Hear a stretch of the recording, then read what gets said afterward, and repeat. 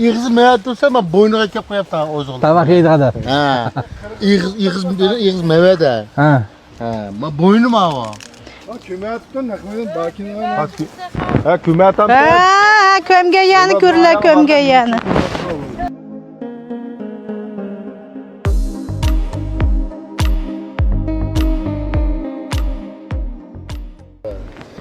Bunun da hazır bir hatalık var. Birincisi daraxtninki g'uldan bo'lgan orliqi. Shundaymi? To'g'ri. Bu belki bu yerdan aslında çarçıtısı buluş mümkün. Lekin ko'p miqdorda çarçıtısı bu yerda emas. Endi ikkinchi xil ahvol shu desam-da. Baş o't bir cho'nqurliqi. O't bir cho'nqur. Biz bayatın dedik. Odatda Shimininki mutlaq ko'p sondagi yiltiz sistemasi odatda 40 son dairada bo'ladi deb. Cho'nqurliq. Buni nima bunda deymiz desa, dehqonlar o'g'it berganda cho'nqurligini to'g'ri kontrol qila olsin, bilarsin deb agib deymiz biz. To'g'ri. Ha, shuning uchun odatda 40 santim yer yuzida 40 santimetr doira berilgan vaqtida dal acha yiltiz boya kirdi, iste'mol qabul qiladi.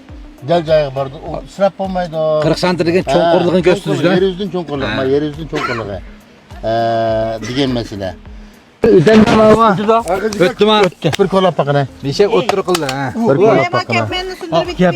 Ya qattiq qo'ygan ekan. Shu kiyimga ekan bu yerda.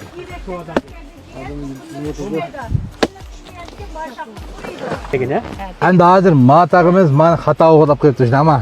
Hozir to'g'risi ichki daraxtning o'tirisidan birlayib qilib, Mo'shunga ma o'qit yetib ketamdi qamdi. Ha, yekeni. To'ja qoldi. Mava endi turizm bo'lsa Shimining masofasi yuqori bo'ladi. Yaxshi. Hozir mana shunaqa qilganimiz ideyalar o'tdimi? O'tdi. Mana qilsa bo'larmikan? Bo'ladi. Unda siz mani ma yantirab qolib birinchidan ma o'g'it isroplashdi-da. Uniki emgak kuchi beka. Men foyda qilmay qolsa, ma 1 yil 2 yil mevamay qolsa texziyan bo'ladi. Mana hozir naq vaqtga kelibdimiz biz. Men ko'lab men olgandan keyin mana azroq namdablam. Üçümü su qo'yiblar menga. Kumbasi bo'laverdi. Agar suv achidigan bo'lib qolsa, 48 ichida suv keladigan bo'lib qolsa, hozir kun bitib 48 ichida suv qurasang bo'ladi. Onda do'stlar, matag'imiz men o'g'itlarga naq meydan kelqatimiz. Mani bayamda Axunjon ma'lumniki taklif bilan, Hashigirman taklif bilan to'g'rini suvni ko'gizib qo'ydik hozir mishada. Sizlar meni masala uchratamsizlar. Mushtaq qilgan do'stlarimiz bormi? Matag'imiz hozir bizning fikrimizni tamamen qo'shilib, meni qilmazadi deydimdi. Qag'anda yine qag'an masalalar qolsa, qanday masalalar qolsa bizlar aloqasini bo'ldi. Bu filmdan ko'proq do'stlarning foydalanish uchun bizni Guanju qo'yib, boshqa do'stlarga avat qo'yinglar. Bizning aloqa telefonimiz 18 509 45 21.